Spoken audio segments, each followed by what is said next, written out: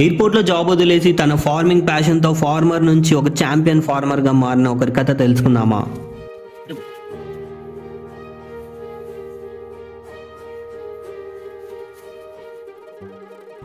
వైఎస్ఆర్ కడప జిల్లా లింగాల మండల ఆకులగారిపల్లెకి చెందిన ఉదయ్ గారిని కలుసుకుందాం.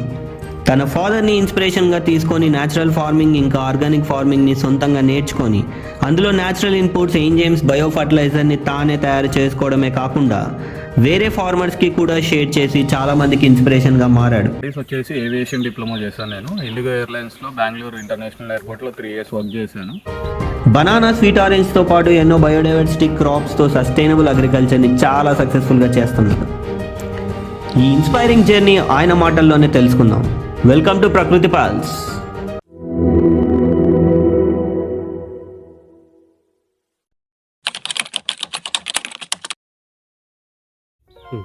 అందరికీ నమస్కారం. నా పేరు నేను ఉదయ్ కృష్ణారెడ్డి. మా అక్కులగారిపల్లి గ్రామం, లింగాల మండలం, కడప డిస్టిక్. మేము నా స్టడీస్ వచ్చేసి ఏవియేషన్ డిప్లొమా చేశాను. నేను ఇండిగో ఎయిర్లైన్స్లో బెంగళూరు ఇంటర్నేషనల్ ఎయిర్పోర్ట్లో 3 years వర్క్ చేశాను. 2018కి ముందు మా నాన్న కెమికల్ వ్యవసాయం చేసేవాళ్ళు. 2018లో ఏపీసీఎన్ఎఫ్ అంటే అప్పుడు జెడ్బీఎన్ఎఫ్ అనేది జీరో బడ్జెట్ న్యాచురల్ ఫార్మింగ్ అనే డిపార్ట్మెంట్ ఫామ్ అయింది. అందులో మా అమ్మ ఐసీఆర్పీగా వర్క్ చేసేది. ఐసీఆర్పీ వర్క్ చేసిన తర్వాత అప్పటి నుంచి న్యాచురల్ ఫార్మింగ్లోకి కంప్లీట్గా మారాడు. సో అప్పుడు నాన్న వెజిటేబుల్స్ మాత్రం పండించేవాడు. వెజిటేబుల్స్లో వంకాయ, టమాటో ఎక్కువ పండించేవాడు అనమాట. కాకరకాయ, అవి జీవామృతము, ఘనజీవామృతము, ఎగ్యామిన్ యాసిడ్ అంటే గోడుగుడ్డు, నిమ్మకాయ ద్రావణము, ఇవి వాడి వేప నూనె వాడి వ్యవసాయం చేసేవాడు 2018 నుంచి 2022 వరకు. దశపర్ణి కషాయము, తర్వాత ఎగ్యోమిన్ యాసిడ్, తర్వాత పంచగవ్య కనుక స్ప్రే చేయడం జరుగుతుంది. ఎలా స్ప్రే చేస్తామంటే మట్టి ద్రావణం అంటే సివిఆర్ మెథడ్లో మట్టి ద్రావణం తీసుకొని అందులో 1 లీటర్ దశపర్ణి కషాయము 200 లీటర్స్కి, 1 లీటరు అగ్నియాస్త్రము, 1 లీటర్ వచ్చేసి ఎగ్యోమిన్ యాసిడ్ మిక్స్ చేసి స్ప్రే చేయడం జరుగుతుంది ఇగుర్లు వచ్చే టైంలో. ఎందుకు చేస్తామంటే ఇగుర్లు వస్తానే ఫస్ట్ పురుగు అట్రాక్ట్ అవుతుంది. ఆ పురుగు అట్రాక్ట్ కాకోకుండా మనం మట్టి ద్రావణం స్ప్రే చేస్తాం. మట్టి ద్రావణంలో ఇవి ఎగ్యోమిన్ యాసిడ్, తర్వాత దశపర్ణి ఎందుకు చేస్తామంటే ఎగ్యోమిన్ యాసిడ్ వచ్చేసి పూత రావడానికి హెల్ప్ చేస్తుంది. తర్వాత ఎగ్యోమిన్ యాసిడ్లో నిమ్మరసం ఉంటుంది కాబట్టి నిమ్మరసం వచ్చేసి పూతలు రావడానికి హెల్ప్ చేస్తుంది. ఎగ్ వచ్చేసి ఆ వచ్చిన పూతను దోమను అట్రాక్ట్ చేయకోకుండా ఎగ్ అనేది నివారిస్తుంది. ఆ స్మెల్కి దోమలు అనేవి రావన్నమాట. తర్వాత దశపర్ణి వచ్చేసి పొరపాటున ఎక్కడన్నా కొంచెం వచ్చినా కూడా ఆ పురుగును, ఆ దోమను కంట్రోల్ చేయనీకి దశపర్ణి కూడా మిక్స్ చేస్తాం. సో ఈ విధంగా మనము చీనీకి చేసుకుంటాం అన్నమాట. భూమిలో వచ్చేసి దీనికి జీవామృతము, తర్వాత బయోచారు అప్లికేషన్ ఇవ్వడం జరుగుతుంది డ్రిప్ ఇరిగేషన్ ద్వారా. సో చీనీలో మనము మిడిల్లో ప్లేస్ ఎక్కువ అంటే చీనీ చెట్లు 20/20 తీసుకుంటాము. ఆ 20/20కి మిడిల్లో గ్యాప్ను ఎప్పుడు మనము గ్రీనరీతో కవర్ చేయాలి కాబట్టి వీటిని కంట్రోల్ చేయడానికి మనం పిఎండిఎస్ ఎవ్రీ 6 months వేసుకుంటాం అనమాట. ఆ పిఎండిఎస్ని అందరూ ఇక్కడ రోటావేటర్ చేస్తారు. నేను రోటావేటర్ చేయకోకుండా కిందకి వేర్ల దగ్గరికి కట్ చేసి దాటిని మల్చింగ్ లాగా యూస్ చేసుకుంటాను అనమాట. ఎప్పుడైతే మల్చింగ్ లాగా యూస్ చేసుకుంటానో అక్కడ వీడ్ రాకుండా నాకు కంట్రోల్ అవుతుంది. ఇవి ఇప్పుడు మీరు చూస్తున్నారు కదా, ఇవి కనుక పిఎండిఎస్లో వేసినవి అనమాట. ఎప్పుడైతే నేను కింది వరకు కట్ చేశానో అవి మళ్ళీ ఇగుర్లు వచ్చి మొలకెత్తి ఈ విధంగా వచ్చినాయి అనమాట. దీన్ని కనుక నేను హార్వెస్ట్ చేసుకొని వ్యవసాయంలో యూస్ చేసుకుంటాను. ఇవి వచ్చేసి ఇంట్లోకి యూస్ చేసుకుంటాను కట్ చేసి. వీటిని తర్వాత ఎప్పుడైతే కాయలు ఉన్నాయో అవి కాయలు పెరికేస్తాను, వాటిని కనుక మల్చింగ్ లాగా యూస్ చేస్తాను. ఎవ్రీ 6 months కంపల్సరీ పిఎండిఎస్ అనేది నేను వేసుకుంటాను ఇక్కడ. దీనివల్ల నాకు సాయిల్ ఫెర్టిలిటీ అనేది పెరుగుతుంది. పిఎండిఎస్లో 30 వెరైటీస్ ఆఫ్ సీడ్స్ ఉంటాయి. ఒక్కొక్క సీడ్కి ఒక్కొక్క టైప్ ఆఫ్ రూట్ సిస్టమ్ ఉంటుంది అనమాట. ఆ రూట్ సిస్టము ఒక్కొక్క దాంతో ఒక్కొక్క పోషక విలువ ఉంటుంది. ఆ పోషక విలువలు అన్నీ మన భూమికి వస్తాయి కాబట్టి పిఎండిఎస్ ద్వారా భూమి ఫెర్టిలిటీ, సాయిల్ ఫెర్టిలిటీ పెరుగుతుంది. తర్వాత వీడ్ రాకుండా మల్చింగ్ లాగా కనుక యూజ్ అవుతుంది. ఇప్పుడు మనము చీనీ చెట్లకు పూత వచ్చి రావడం వరకు చూసుకున్నాము. పూత వచ్చిన తర్వాత ఏ ప్రికాషన్స్ తీసుకోవాలి?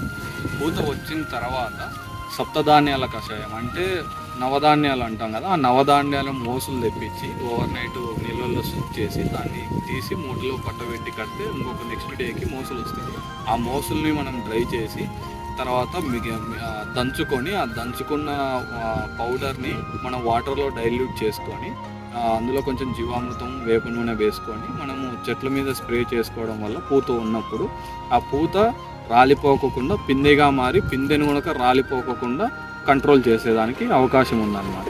మనము ఈ విధంగా చేసుకున్న తర్వాత ఏమవుతుందంటే మనకు చెట్టుకు ఒక 1000 పూతలు వచ్చినాయంటే ఆ 1000 పూతలలో నుంచి ఒక 10% వదిలేసి చెట్టుకు పట్టుకునే శక్తి వరకు 900 పూతలు కాయలుగా మారడానికి అవకాశం ఉంది.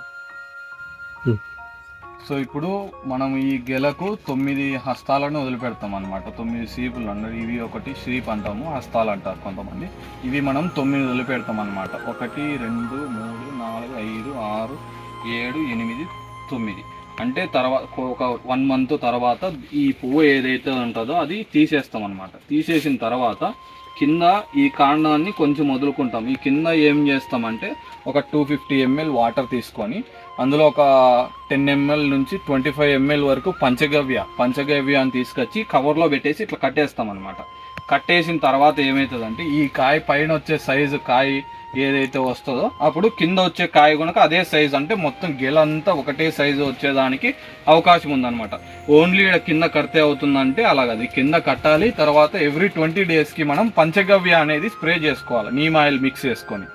నీమ్ ఆయిల్ ఎందుకు మిక్స్ చేసుకుంటామంటే మచ్చలు రాకోకుండా, గార రాకోకుండా, ఏది పండుగ రాకోకుండా వాటికి నివారించేదానికి నీమ్ ఆయిల్ మిక్స్ చేసుకొని పంచగవ్యాన్ని స్ప్రే చేసుకుంటాం. పంచగవ్యాన్ని ఎప్పుడైతే మనం స్ప్రే చేసుకుంటామో అప్పుడు ఈ కాయ అనేది షైనింగ్ వచ్చేస్తుంది, తర్వాత సైజు అవుతుంది. మనము డ్రిప్లో కనుక పంచగవ్యాన్ని డైల్యూట్ చేసుకొని డ్రిప్లో ఇవ్వడం ద్వారా వచ్చే గిలలు వేరైతే కొత్త చెట్లకు వచ్చే గిలలు కనుక బాగా వస్తాయి. తర్వాత ఈ కింద కట్టుకోవడం వల్ల కింది కాయ కనుక పై కాయతో సైజు వచ్చేదానికి ఈక్వల్గా వచ్చేదానికి అవకాశం ఉంది. సో ఇప్పుడు ఎన్పిఎం షాప్లో వచ్చేసి మనకు ద్రావణాలు, కషాయాలు చేయడం జరుగుతుంది. ఈ ద్రావణాలు వచ్చేసి ఉమెత ద్రావణము, తర్వాత నీమాస్త్రము, దశపర్ణి కషాయము, అగ్న్యాస్త్రము, బ్రహ్మాస్త్రము, తర్వాత వేప గింజల కషాయము, సప్తధాన్యాల కషాయము, తర్వాత బయో ఎంజైమ్స్ వచ్చేసి banana bio enzyme, tomato bio enzyme, lemon bio enzyme, తర్వాత ఫిషమిన్ యాసిడ్, ఎగ్గమిన్ యాసిడ్, దాని తర్వాత వచ్చేసి వర్మీ వాష్ దొరుకుతుంది. వర్మీ వాష్ తర్వాత మిక్స్డ్ ఫ్రూట్ బయో ఎంజైమ్ కనుక మనం చేయడం జరుగుతుంది. ఇవన్నీ ద్రావణాలు మనం పొలానికి యూజ్ చేసుకోవడమే, వాడుకోవడం కాకోకుండా బయట ప్రజలు అందుబాటులో లేని వాళ్ళకు కనుక ఎన్పిఎం షాప్ ద్వారా ఇవ్వడం జరుగుతుంది. వీటన్ని తీసుకుంటాను. నా ఎన్పిఎం షాప్ పేరు వచ్చేసి శ్రీ లక్ష్మీ బాలాజీ ప్రకృతి వనరుల కేంద్రము.